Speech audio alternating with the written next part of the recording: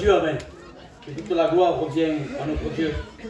Lui seul mérite d'être glorifié. Pour dire quelques mots de mon témoignage, il n'y a pas plus grande joie de dire au monde entier comment que Dieu a œuvré dans notre cœur. Et comment j'ai rencontré Dieu, plutôt comment que lui est venu me chercher. Un foyer brisé, mes parents séparés.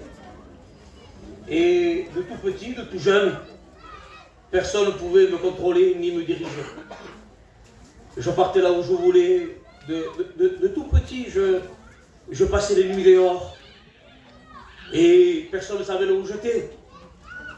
Et bien sûr, quand on passe les nuits dehors, et bien automatiquement, vous comprenez, le monde de la nuit vous offre des choses qui ne sont pas bonnes.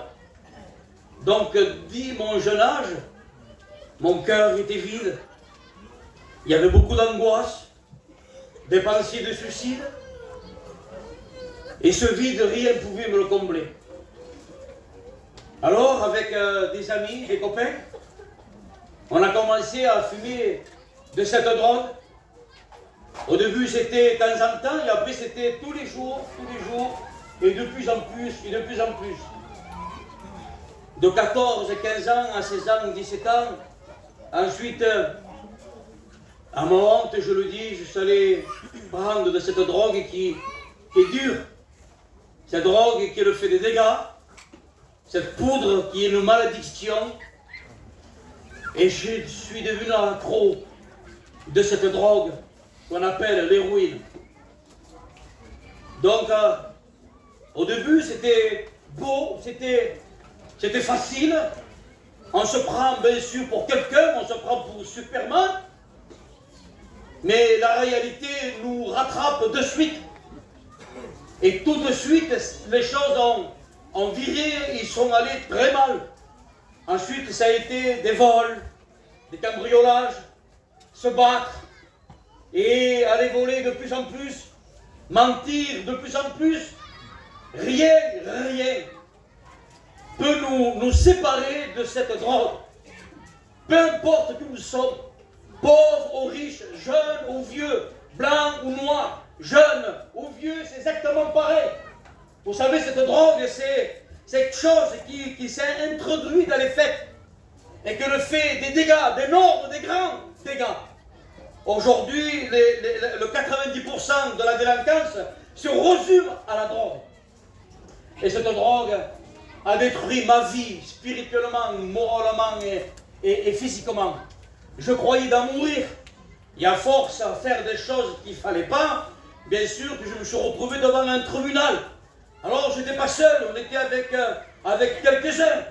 Et le plus jeune, le plus petit, c'était moi. Les autres ont pris quelques années de prison. Moi, comme j'étais primaire, on m'a donné 12 mois ferme, 1 an de prison ferme. Et dans cette prison, ma vie était abattue, accablée. Je me disais, c'est fini pour moi. Avec des angoisses qui envahissaient mon cœur, avec les ténèbres qui venaient me lier. Je souffrais cruellement, loin de ma famille, loin de ma femme, loin de mes enfants.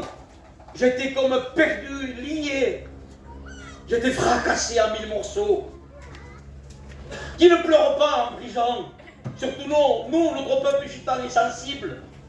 Quand dit que nous sommes privés de notre famille, dit qu'on s'en va un petit peu loin, ça y est, on fait demi-tour, on veut plus se retourner à la maison. Mais là, c'était pas possible. J'étais derrière les barreaux. Et je bénis Dieu que dans notre mission, il y a l'aumônerie. Que l'aumônier est venu m'apporter non pas une philosophie, ni une religion, ni un rabbin, ni un clocher, ni une méthode. C'est qu'il m'a annoncé qu'il y avait quelqu'un qui s'appelait Jésus. Amen. Et qui pouvait me libérer instantanément. Alors, fracassé en 1000 morceaux, dans ma cellule, mon cousin Nino qui est là, il pourra vous en témoigner.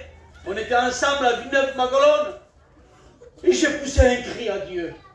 Instantanément, mes frères et mes amis, Jésus m'a libéré. Mes copains me disaient, tu dis cela parce que tu es en prison, mais quand tu vas sortir, tu vas recommencer. On te connaît. Il n'y a pas plus malinquette que toi. Tu es un fou, on ne peut pas te retenir. tu dis cela parce que tu es en prison. J'ai dit non.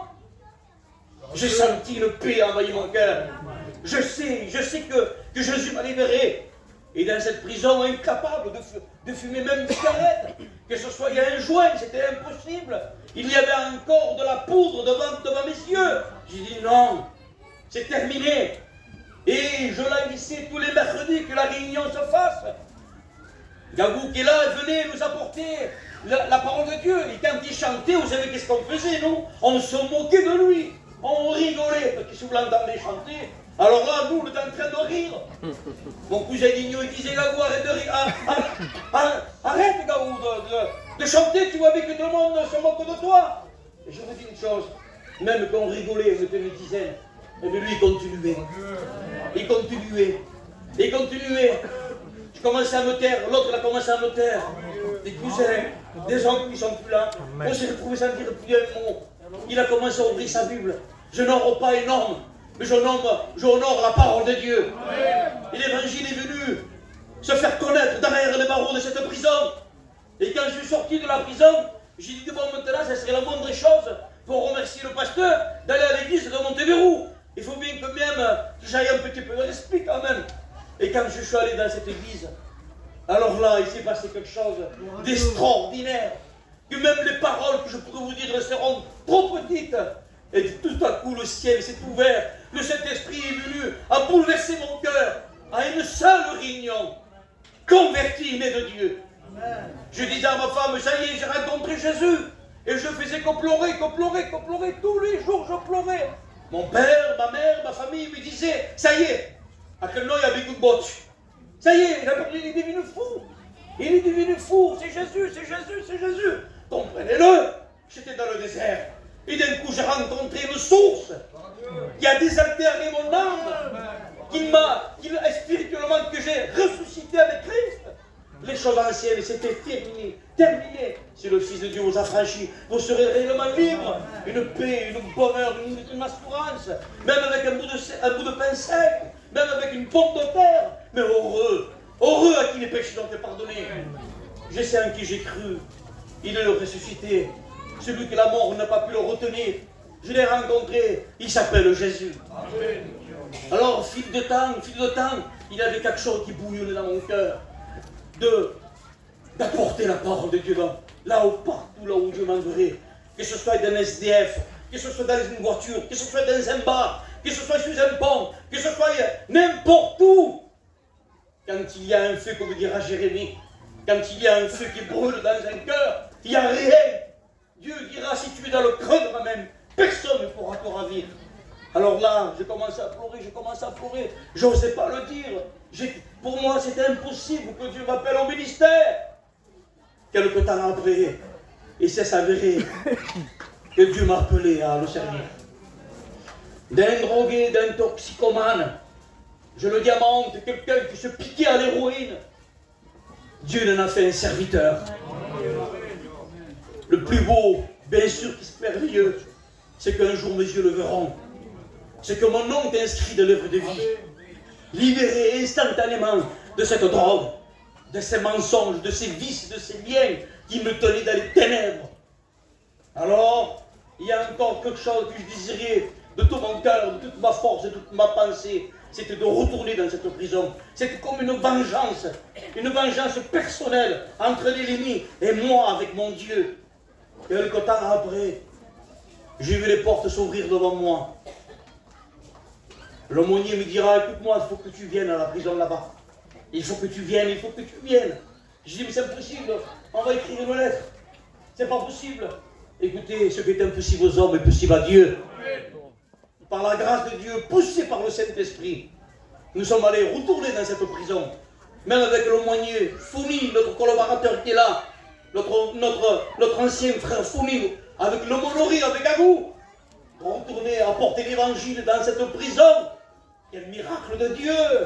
Alléluia! Quelque chose qui était impossible. Ah, si vous m'auriez vu dans l'état que j'étais, certainement vous m'auriez dit, lui, devient chrétien? Non, c'est impossible. Ma vie n'avait aucun sens.